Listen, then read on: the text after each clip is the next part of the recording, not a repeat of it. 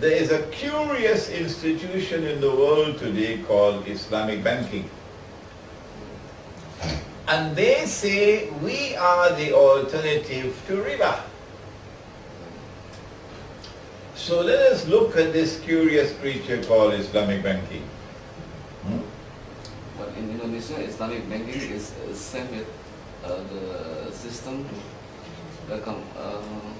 still with convention, because not the if the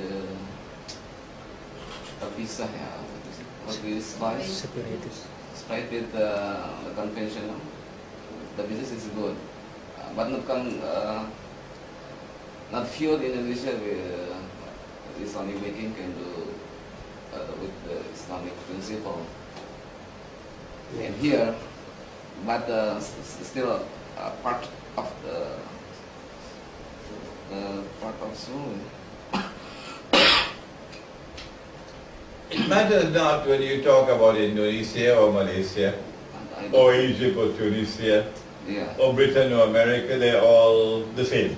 So no need to focus on Indonesia. No, they're all the same. I have not found Islamic banking to differ one place from another. They're all equally fraudulent. All equally fraudulent. What is Islamic banking? There is a second kind of riba that we will be dealing with just now. But at this time, let us look at what are the transactions offered by an Islamic bank. You want to buy a car, a motor car, Toyota,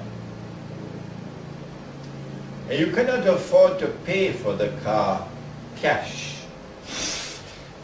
The cash price of the Toyota is how many million? 150 million. The cash price of the Toyota is 150 million. And you do not have the 150 million. So you have a motorbike, and mashallah, mashallah, mashallah, you got a wife. So now there are two of you. And then mashallah, mashallah, mashallah, you got a baby. So now there are three of you. But if your wife gives you another baby, how are you going to balance on the motorbike? One wife, one husband, two babies, three babies. One grandma, one grandfather. So we're gonna have to find a solution. We need a motor car. Okay? So you go to the bank, Islamic bank. And when you go to the bank, you say, Assalamu alaikum. Wa alaikum salam. I want to buy a motor car, 150 million. Toyota, I don't have the money to pay cash. Can you help me? The bank says, no problem. We can help you. We have something called murabaha.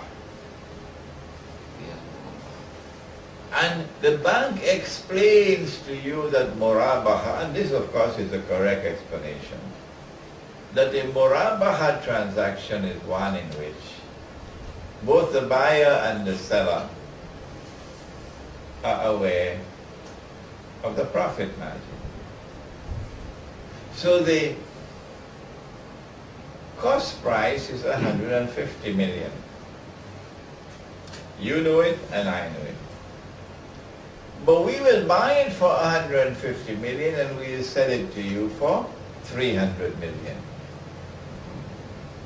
And since both buyer and seller are aware of the profit margin, this is, or they call it, the markup. They create new terminology. They call it markup. This is halal. But why would I pay 300 million when the price in the market is 150 million? Why? if this is a cash transaction, but I don't have the cash to pay. So it can't be a cash transaction.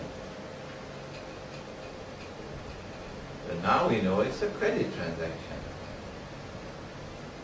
The bank is giving me time to pay, 5 years. And in return for time, 5 years.